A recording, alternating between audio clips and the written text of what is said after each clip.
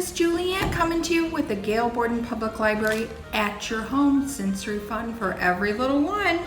But I'm not at my home today. I'm finally back at the library taping programs. I'm in one of our new programming rooms, and I hope all of you get a chance to come and enjoy and experience programs back at the library very soon. So today I'm going to show you how to make colored scented beans. So what you're going to need for this program, you're going to need the type of beans that you choose to color and scent. So today I'm going to use two different kinds, garbanzo beans and Great Northern beans. Then you'll need a bag, a Ziploc bag. I've chosen to use the larger bags, the gallon size, but you can also use the smaller ones if that's what you have on hand. You will need rubbing alcohol, measuring spoons. I just have a teaspoon one. You don't need a giant one for this one. And you need a measuring cup. You need about 1/8 of a cup of the rubbing alcohol. If you don't have 1/8 of a cup laying around, you could always just use the 1/4 of a cup and just fill it halfway up. And then you'll need colors and whatever scents you decide to give to your beans. So I like to match the scent to the color. So if you're doing, this is a strawberry scent, I would put a red with it, food coloring. And then this is a wild watermelon scent, so I have chosen to use the green, so they kind of match and are natural. This set of scents we got on Amazon for $4 for the two of them.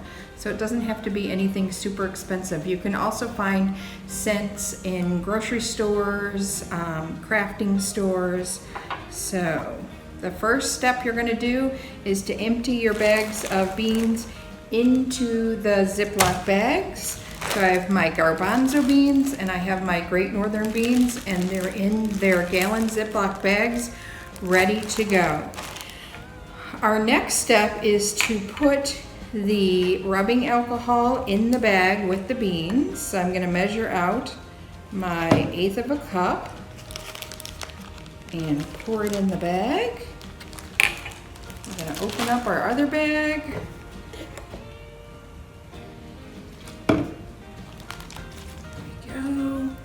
And then our food coloring. So you kind of want a lot of food coloring to make it a bright color. There's no set amount though. And you can always go back and add more food coloring if you don't think your beans have enough color.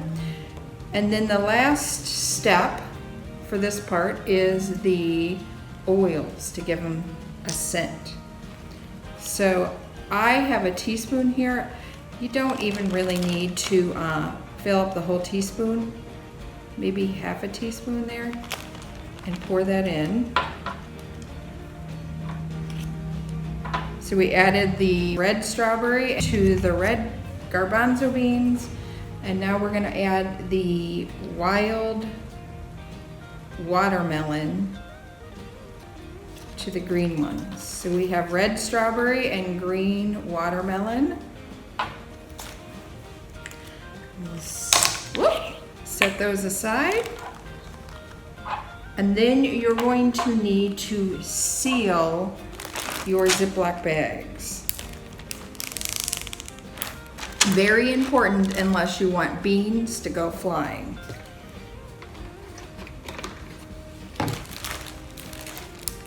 So we got both of our bags sealed.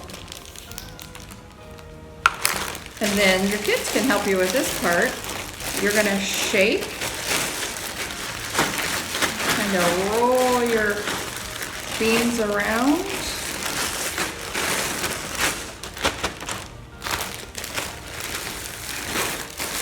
And we'll do the green ones. Now, the reason that we put the rubbing alcohol, or in a pinch, if you don't have rubbing alcohol, you can always use vinegar, is because it helps to make sure that the color doesn't come off on your hands and clothing. With the garbanzo beans, I found, even though we let them dry a long amount of time and we put the vinegar or the rubbing alcohol on, they still did come off on your hands a little bit. And that was, I think we used them about 3 days after we had dyed them. They still rubbed color off, whereas the Great Northern beans, the color did not come off at all.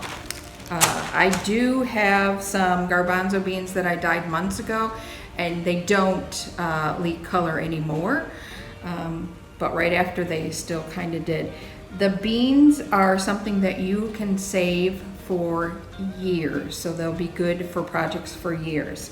So after you've got them all mixed up and you think you've got the colors that you want and the scents that you want, you're going to need to dry out your beans. And I like to use like an aluminum roasting pan, and then you put pieces of paper towel on the bottom. And ideally you'd have like one pan for each color, but I just brought one pan down with me today.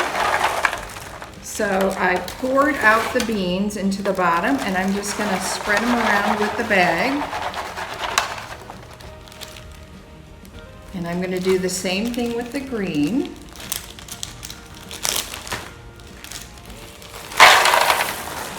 So right now you can kind of smell the alcohol, but that will dry off, and the alcohol doesn't leave behind a scent. You'll just get the scent of whatever scent you used on the beans. Whereas if you use the vinegar, there's always kind of a vinegar scent that's lingering behind, so that's why I prefer to use the rubbing alcohol. So you need to let them sit for a couple hours for the Great Northern beans. I'd say a couple days for the garbanzo beans. And then after they're dry, you can put them in a container for the kids to play with. I like to use an underbed bin for the kids to play with. And you can see we've got all different colors of beans in here. And then bowls, spoons, cups, anything the kids can play with. The Great Northern beans are a lot of fun. They take color nicely. They're not as loud of a sound. These are the dried garbanzo beans, and they're just a louder sound. So they're my favorite. I guess I like to make a lot of noise. So I hope you had fun learning how to scent and dye different kinds of beans today, and I'll see you next week for some more sensory fun. Bye guys!